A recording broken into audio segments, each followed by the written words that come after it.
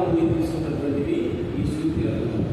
ఇందులో మొదటి శ్లోకంలో ఏం చెప్తున్నారంటే, ప్రథమే నార్చిత విద్య, ఏ వయసులో జరిగేది ఆ వయసులో జరగాలి అని చెప్పారు.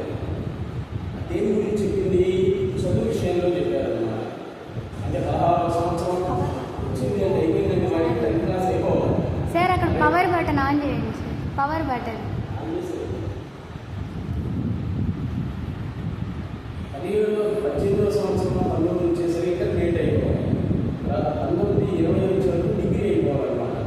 ఆ తర్వాత వాడు కనీసం 30 సంవత్సరాల్లో జీవితంలో లైఫ్లో సెటిల్ అవ్వాలి.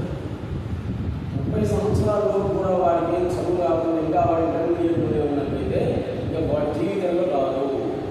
అందుకే ఈ వయసులో జరిగేది ఆ వయసులో జరగాలి అంటే ఒక చదువు విషయంలో చెప్పారన్నమాట. ప్రథమే నార్జిత విద్య అంటే యుక్త వయసులోనే విద్యను సంపాదించాలి. ఆ విధంగా యుక్త వయసులో చదువు విద్యను సంపాదించగలిగినట్లయితే ఇంకా రాదు.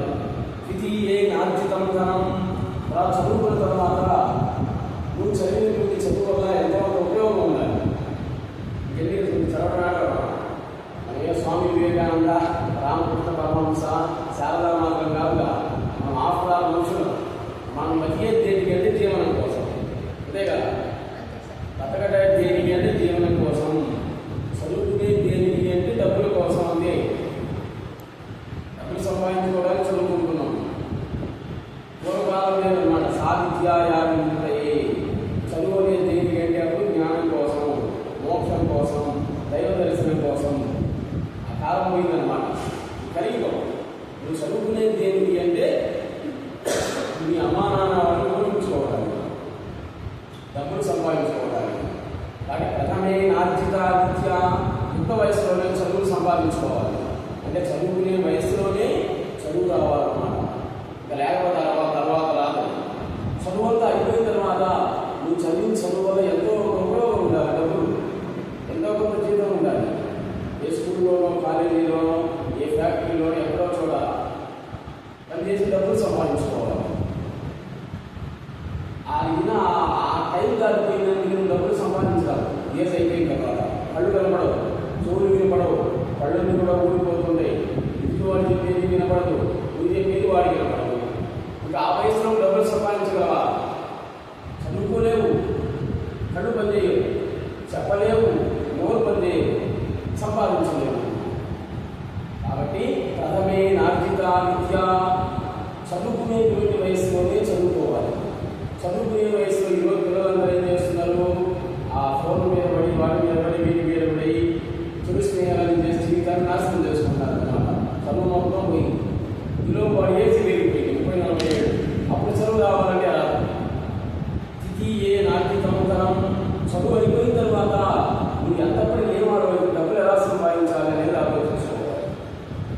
చదువుకున్నాను కదా, సరిపోయింది కదా అంటే సరిపోదు అన్నమాట. తర్వాత నెక్స్ట్ తృతీయే నార్జితం పుణ్యం, ఇంకా 3వ దశ అన్నమాట.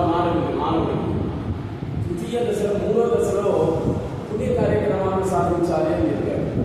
బాగా చదువుకున్నాం, బీటెక్కో, ఎంటెక్కో, ఏటెక్కో ఇది చేసాం, ఒక టెక్ చేసావు, పెట్టేందుకు సాఫ్ట్వేర్, హార్డ్వేర్ ఏదో దాంట్లో చేరావు, లక్షలు సంపాదించావు.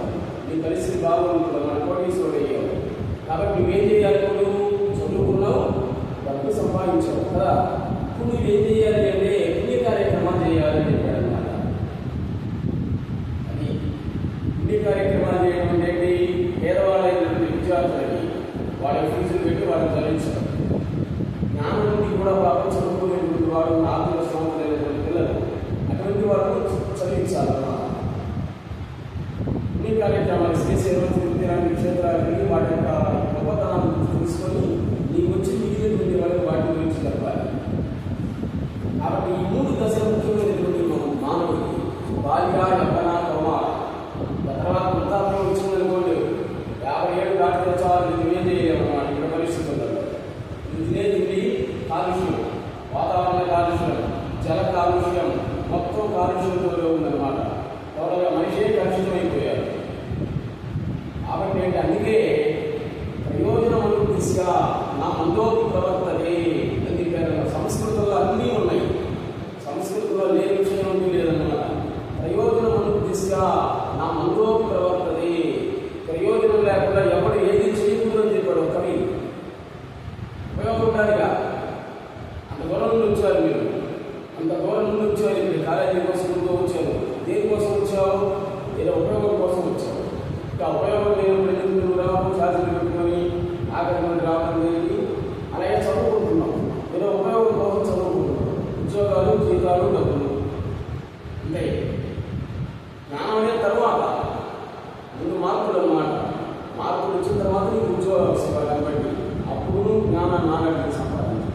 వాటి ప్రథమైన అర్జిత విద్య, వాటి చదువుకునేటువంటి వయసునే చదువుని సాధించాలి. తర్వాత మార్పులు రావాలంటే రావు. ద్వితీయ నార్జితం జనం, కష్టపడి చదువుకున్నా ఉద్యోగం వచ్చింది. ఉద్యోగం వచ్చిన తర్వాత నువ్వు ఏం చేయాలి? డబ్బులు ఎలా సంపాదించాలి అని నేర్చుకో. ఇది నిజం. చూసేవాళ్ళగా ఒక రకంగా అనిపిస్తుంది కానీ చదువుకునే డబ్బుల కోసమేనా అనిపిస్తుంది. అంటే డబ్బుల కోసం అంటే ఉదయం సాయంత్రం ఒక టీకొట్టు రోడ్డు ఎక్కడో రాజస్థాన్ నుండి ఆంధ్రాలో వచ్చి నువ్వు తెల్లవారు 3 గంటలకి సాయంత్రం 9:30-10 వరకు బాగా కష్టపడు. దేనికోసం? డబ్బుల కోసం.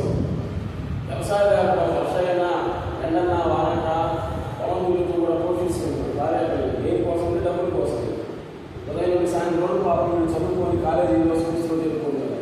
భార్యాపిల్లలను కూడా వదిలేసి దేనికోసం? వాళ్ళు డబ్బుల కోసం. మనమేమో స్వామి వివేకానంద, రామకృష్ణ పరమహంస, రమణ మహర్షి పోయి తపస్సు చేసుకోవడానికి అడవులలో పోయి తపస్సు చేసుకోవడానికి మనం ఏమన్నా తీసేసా? లేదా మహమ్మద్ ప్రవక్త మనం ఏమన్నా రామకృష్ణ పరమహంస, స్వామి వివేకానందరం కాదు కదా. ఆఫ్టర్ ఆల్ మనుషులు అంటే వాళ్ళ చరిత్ర తెలుసుకోవాలి. నిన్ను ఏ చెయ్యి అయితే సృష్టించిందో అదే చెయ్యి వాళ్ళని కూడా సృష్టించింది. అదే చెయ్యి నిన్ను మీ అమ్మ కడుపులో పెట్టి నిన్ను ఏ విధంగా అయితే ఏ చెయ్యి అయితే సృష్టించిందో అదే చెయ్యి తీసేసి మహమ్మద్ ప్రవక్తని, రామకృష్ణ పరమహంస, శారదామాత, ఇల్లడపూడి అమ్మ, స్వామి వివేకానంద, రమణ మహర్షి, సద్గురు సుబ్రహ్మణ్యం గారు వీళ్ళందరినీ సృష్టించి కూడా ఆ చెయ్యి. వాళ్ళలో కొంతమంది ఏమో వీళ్ళు కొండలలో గుహలలో తపస్సు చేసుకున్నారు. వాళ్ళ స్థాయి లేదు. అందు ఆ స్థాయి కాదు. ఆ స్థాయి అయితే ఇక్కడ ఎదుర్కొంటాం. కానీ మనం కోరాల్సింది ఏంటి? డబ్బులే. ఇదే న్యాయంగా సంపాదించుకో. అన్యాయంగా అక్రమంగా సంపాదిస్తే అయిపోతుంది అన్నమాట. మళ్ళీ బైపీసీ తీసుకున్నావు, మెడిసిన్ సీట్ వచ్చింది, బైపీసీ ఎంబీబీఎస్ అయిపోయింది, గవర్నమెంట్ హాస్పిటల్ నీకు ఉద్యోగం వచ్చింది. అప్పుడు నువ్వేం ఆలోచించాలి? లక్షల జీతాలు వస్తాయి. వచ్చినప్పుడు నువ్వేం చేశారు? పేదవాళ్ళ గురించి ఆలోచించాలి ముందు. వాళ్ళని పేదవాళ్ళ మందులు డబ్బులు లేకపోతే నువ్వు ఇంటికి దగ్గర లక్షల డబ్బులు వాళ్ళకి ఆ 1000-2000 నుంచి మందులు ఫీజు కట్టలేని పిల్లలకు ఫీజు కట్టలేదు. అప్పుడు దేవుడు నీ కుటుంబాన్ని రక్షిస్తారు. 4 భార్య ఎవరా కౌమార వృద్ధాప్య అది వచ్చిందని కష్టం. నువ్వేం చేయలేవు. కానీ వృద్ధాప్యం వచ్చే లోపే డబ్బులు సంపాదించుకుంటున్నాడు అన్నమాట. ముఖ్యంగా ప్రైవేట్ ఇన్స్టిట్యూట్స్లో పనిచేసే వాళ్ళందరూ నేను ఒకటే చెప్పాను, మిత్రులారా మీరు డబ్బులు సంపాదించండి. అంతే. డబ్బులు తర్వాత సైడ్ బిజినెస్ వాళ్ళు ఒక్కడికి ఇప్పుడున్న పరిస్థితులలో ప్రైవేట్ ఇన్స్టిట్యూట్లో పనిచేసే ప్రతి ఒక్కరు నేను ఒకటే చెప్పాను, మీరు తప్పనిసరిగా ఆ ఫ్యాక్టరీ షాపులో, టీ షాపులో సైడ్ ఉండాలి. లేదా ఇచ్చేటువంటి దాన్ని మీకు కాదు.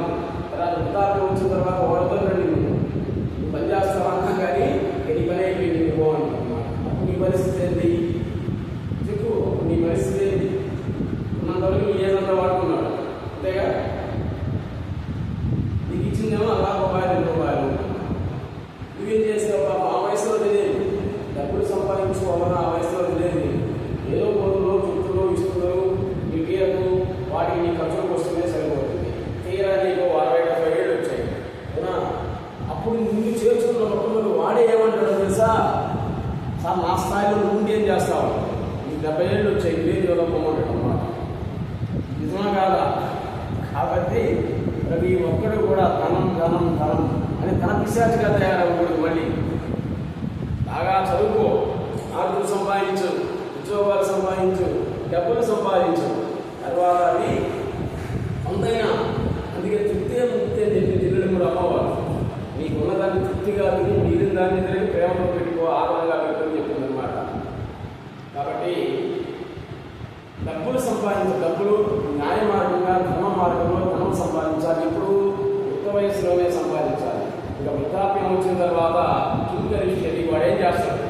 పుణ్యక్షేత్రాలు పోగట కాళ్ళు నొప్పులు, కొత్త నొప్పి, గ్యాస్, డబ్బులు, బీపీ, షుగర్లు, నెర్వ్స్ వీక్నెస్ అన్నీ ఉంటాయన్నమాట. నువ్వు ఛార్జీలు పెట్టుకొని తీసుకుపోతానన్నా కానీ అరుణాచలం, కాళహస్తి పోతాను నేను రాలేనయ్యా. అయ్యేదైపోయింది బాబు. నీవు పుస్తకం చదవమన్నా కానీ కళ్ళు కనపడవు బాబు. ఆ స్థాయి బయట పోయాడు వాళ్ళకి. ఆ స్థాయికి వచ్చిందనుకో నువ్వేం చేస్తావు? ఇంకా ఏం చేయలేవు, ఏం చేయలేము. నీకు నెలకు 20,000, 30,000 పిల్లలు బాగా చెప్పుకొని ఎవరైనా వచ్చి నిన్ను అడిగినా కానీ నా వల్ల కాదు, నువ్వే చెప్తున్నావు అన్నమాట ముందు. కాబట్టి అందుకే చెప్తున్నాడు అన్నమాట కవి. ప్రథమే నార్జిత విద్య, ద్వితీయే నార్జితం ధనం, తృతీయే నార్జితం పుణ్యం, చతుర్థే కిం కరిష్యతి. ఇక 4వ వయస్సు వృద్ధాప్యం, ముసల్తనం. అది వచ్చిన తర్వాత నువ్వేం చేయలేవు. ఈ లోపే చదువుకో, మార్కులు సంపాదించు, డబ్బులు సంపాదించు, ఉద్యోగాలు సంపాదించు. ఏదైనా అందరికీ గవర్నమెంట్ ఉద్యోగం అంటే అట్లా, ప్రైవేట్ అయినా ఏదో ఒకటి. డబ్బులు బాగా సంపాదించుండకు, పెళ్లి చేసుకో, పిల్లల దగ్గరను వాళ్ళని బాగా చదివించుకో, జాతీయలో పనులు పెట్టుకో. ఇంకా నీకు వృద్ధాప్యం వచ్చిన తర్వాత నువ్వు ఏమి లేదు, ఎవరు పట్టించుకోరు అని ఒక మహాకవి చెప్పారు. కాబట్టి మన ఛానల్ అంతా కూడా కేవలం మానసిక ప్రశాంతత